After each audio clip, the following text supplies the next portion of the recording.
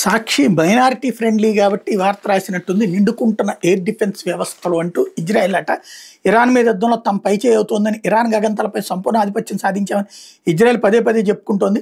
కానీ యుద్ధాన్ని కొనసాగించడానికి కావాల్సిన సాధన సంపత్తి రోజు రోజుకి తరిగిపోతుంటే ఆందోళన కలిగిస్తోంది. ఇరాన్ క్షిపణులు నెలకొల్చడానికి అవసరమైన లాంగ్ రేంజ్ మిస్సైల్ ఇంటర్సెప్టర్లు సరఫరా తగ్గిపోతుంది. ఇజ్రాయెల్ వద్ద గగంతల రక్షణ వ్యవస్థలు తగినంతగా లేవని అమెరికాకు చెందిన వాల్ స్ట్రీట్ జర్నల్ వెల్లడించింది. ఇజ్రాయెల్ సైన్యం శుక్రవారం ఇరాన్పై ఆపరేషన్ రైజింగ్ లైన్ ప్రారంభించింది.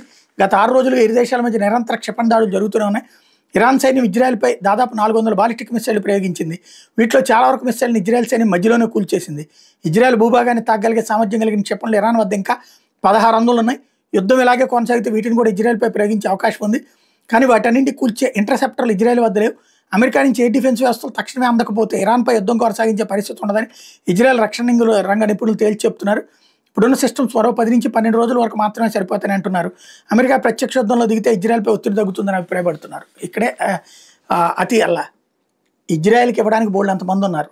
ఇరాన్ దగ్గర ఉన్నటువంటి ఆ మిస్సైల్ ఉన్న ప్రదేశాన్ని దెబ్బతీస్తే దేనికి పనికిరాదు. కానీ ఇక్కడ వక్రీకరిస్తున్నారు అన్నమాట.